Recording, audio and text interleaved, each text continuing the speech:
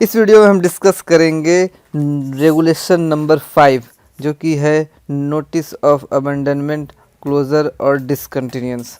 ठीक, तो इसमें देखिए जो अबेंडमेंट और क्लोज़र मतलब क्या है, माइंस अब हमने बंद करना है, माइंस बंद करना है। और डिसकंटिन्यूंस क्या है, 60 दिन से ज़्यादा के लिए माइंस बंद था तब उसे 60 दिन का पीरियड दिया जाता है। अगर डिसकंटिन्यू होता है तो उसके आगे अपन क्या करते हैं, फिर उसे बंद कर देते हैं।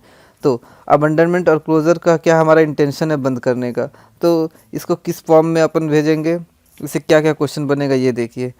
सबसे पहले तो बंद करने से 30 दिन पहले किसे भेजेंगे, चीफ इंस्पेक्टर, रीजनल इंस्पेक्टर और डिस्ट्रिक्ट मजिस्ट्रेट को भेजेंगे। देखिए मैक्सिमम नोटिस किसे भेजा जा रहा है, चीफ इंस्पेक्टर को, चीफ इंस्पेक्टर को, रीजनल इंस्पेक्टर को और डिस्ट्रिक्ट मजिस्ट्रेट को। मैक्सिमम सबसे ज़्यादा notice chief inspector, regional inspector, district magistrate को ही भेजा जाता है। ठीक, तो जो भी हम नोटिस भेजेंगे 30 दिन पहले भेजेंगे। अब हमें सब पता चल गया हमारा कोयला ख़त्म होने वाला है, इस तारीख तक हमारा माइंस बंद हो जाएगा।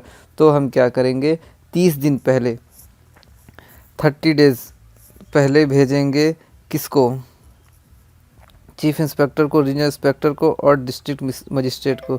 और उसमें हम रीज़न भी देंगे कि क्यों बंद हो रहा है ना, रीज़न भी देंगे क्यों बंद हो रहा है और कितने number of persons likely to be affected, कितने नंबर ऑफ़ पर्सन्स इस बंद होने से अफेक्टेड होंगे, कितने की नौकरियां जाएगी, ये सब हम स्टेटमेंट उसमें लिखेंगे। Not less than 30 days before such abandonment और डिसकंटिन्यूस, नॉट लेस देन। ठीक है, तो ये क्या समझ में आया अपने को। अगर हमें माइंस बंद करना है तो माइंस बंद करने से पहले 30 दिन पहले हम chief inspector, regional inspector, district magistrate को नोटिस देंगे कि हम माइंस बंद करने वाले हैं। उस नोटिस में हम रीज़न भी बताएंगे कि क्यों बंद कर रहे हैं और कितने नंबर ऑफ़ पर्सन्स अफेक्टेड होंगे, है ना। तो यही है, ये रेगुलेशन यही है। और इसको किस फॉर्म में देंगे, in the form method specified by chief inspector. तो चीफ इंस्पेक्टर ने अब फॉर्म बता दिया है किस फॉर्म में देंगे। तो अमेंडमेंट और क्लोज़र के केस में किस में देंगे, फॉर्म 1C में। किस में देंगे, अमेंडमेंट और क्लोज़र के केस में फॉर्म 1C में। और डिसकंटिन्यूंस हुआ है तो किस में देंगे, फॉर्म 1D में। समझ में आया, कितना हो गया, डिसकंटिन्यूंस हो गया फॉर्म 1D में। एक अपना बच गया था फॉर्म 1B, 1A ओपनिंग हो गया, सी हो गया अबेंडमेंट क्लोज़र और डी हो गया डिसकंटिन्यूंस। लेकिन फॉर्म 1B कहाँ गया, तो ये जो नोटिस ऑफ री ओपनिंग है ये हम देंगे फॉर्म 1B में। नोटिस ऑफ री ओपनिंग देंगे फॉर्म 1B में। तो फॉर्म देखिए कैसे याद हो गया, ओपनिंग करने का फॉर्म 1A, री ओपनिंग करने का 1B, बंद करने का 1C और डिसकंटिन्यूंस के केस में 1D है। ये अपना फॉर्म हो गया। ठीक है, तो अब अपन आगे पढ़ते हैं, आगे क्या लिखा है।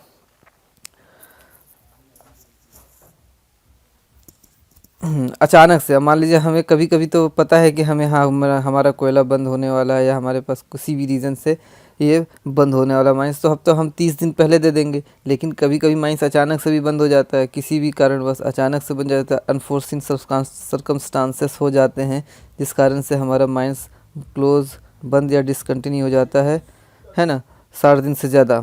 तो इसको क्या करेंगे हम, नोटिस शैल बी गिवन फोर्थविथ, जैसे ही हमारा माइंस बंद होगा तुरंत देंगे।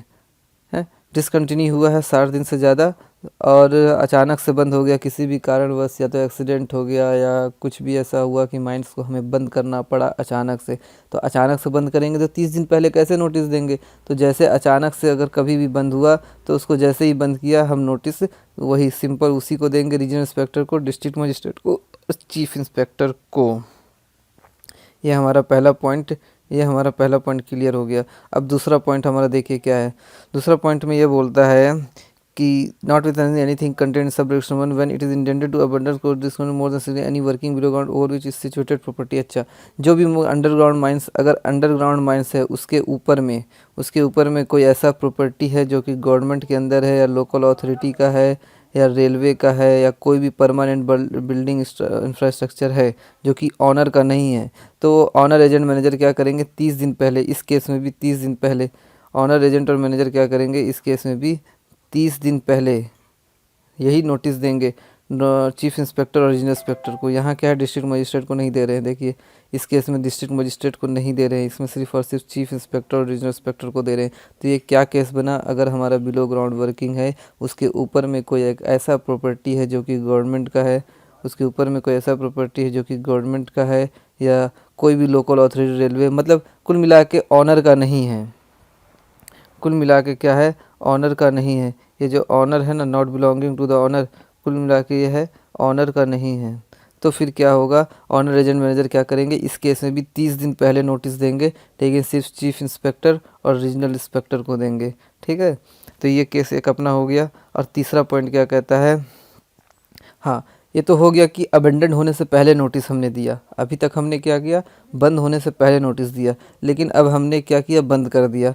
अब हमारा माइंस बंद हो गया। When a mine or seam has been abandon, closed or discontinue हो गया ओवर अ प्रीसीडिंग 60 डेज, 60 दिन से ज़्यादा के लिए डिसकंटिन्यू हो गया। पहले क्या केस आ रहे थे, हम जो भी नोटिस भेज रहे थे वो बंद होने से पहले भेज रहे थे, लेकिन अब क्या हो गया, हमारा माइंस बंद हो गया है। तो फिर क्या करेगा ऑनर एजेंट और मैनेजर, 7 दिन के अंदर, विद इन 7 डेज, 7 दिन के अंदर, बंद होने के 7 दिन के बाद, 7 दिन के अंदर, मतलब बंद होने के 7 दिन के अंदर क्या करेगा, चीफ इंस्पेक्टर, रीजनल इंस्पेक्टर और डिस्ट्रिक्ट मजिस्ट्रेट को नोटिस देगा।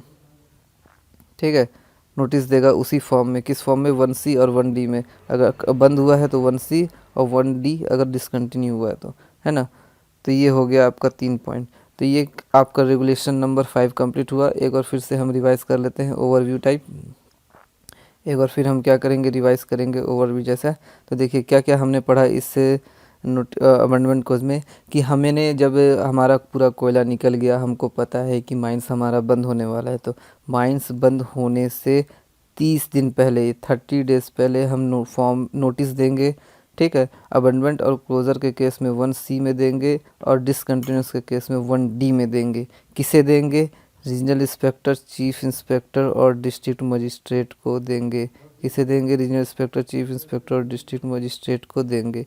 ठीक है, यहाँ तक हो गया। और उसमें ये भी रीज़न भी देंगे कि किस कारण से बंद हो रहा है और कितने नंबर ऑफ पर्सन इससे अफेक्टेड होंगे, ये रीज़न भी हमें देना पड़ेगा।